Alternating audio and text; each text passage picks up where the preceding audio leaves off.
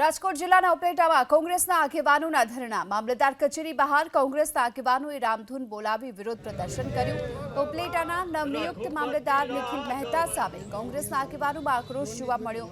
મામલતદાર નિખિલ મહેતા મનમાની કરતા હોવાનો આરોપ છે। થોડા દિવસ પહેલા કોંગ્રેસ આગેવાન રામસિંહ વામટોરિયા તેમજ તેમના પત્ની અને તાલુકા પંચાયતના સભ્ય કડવીબેન વામટોરિયા મામલતદારને મળવા માટે કચેરીએ પહોંચ્યા। આરોપ છે કે મામલતદારે કલાકો સુધી બંનેને બેસાડી રાખ્યા। કોંગ્રેસ આગેવાનોએ સવાલ પૂછ્યો કે મામલતદારની જ્યારે નિયુક્તિ થઈ ત્યારે તેમણે ખરીજ માફિયા સામે કડક કાર્યવાહી કરી, પરંતુ બાદમાં અચાનક કાર્યવાહી બંધ કરી દીધી।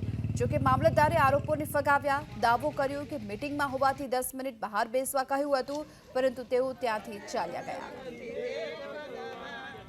આજથી 3 દિવસ પહેલાં હું મામલતદારશ્રીને મારા ગામનું તળાવ તૂટી ગયેલ એના સંદર્ભે રજૂઆત કરવા આવેલ, તો મને પટાવાળાએ એવું કીધું કે મામલતદારશ્રીને ચિઠ્ઠી લખીને મોકલવી પડે તો જ મળી શકાય। એટલે મેં ચિઠ્ઠી લખી અને મામલતદારશ્રીને મોકલી। મામલતદારશ્રીએ મને 1 કલાક બેસાડી રાખ્યો અને છતાં પણ મને મળવા બોલાવ્યો નહીં। કોંગ્રેસને સાથે રાખી અને મામલતદાર વિરુદ્ધ મામલતદારે ફરજમાં રૂકાવટ ફરજનો ભંગ કર્યો છે, એના બદલ અમે આજ ધરણા પર બેઠેલા છીએ। હમણાં 5 દિવસ પહેલાં જ સ્વામિનારાયણના સંતો મહેતા સાહેબને મળવા આવ્યા, ત્યારે સંતોને તોછડી ભાષામાં એમ કીધું કે હું તાલુકાનો રાજા છું, મારું મન પડે એમ કરું। હવે ભાઈ, તું તાલુકાનો રાજા નથી, તું આ તાલુકાની પ્રજાનો નોકર છે અને આ નોકર પ્રજા જે પૈસા ભરે છે એના ટેક્સથી તમે રોટલા ખાઓ છો। રાજા નથી, તમે પ્રજાના નોકર છો। આવા બેહુદા વર્તનના ઘણા બધા સમાચારો આવતા હતા। એ દરમિયાન અમારા આગેવાન રામસિંહભાઈ સાથે પણ આવું વર્તન કરતા આજે અમારે ના છૂટકે ધરણા કરવા પડેલ છે।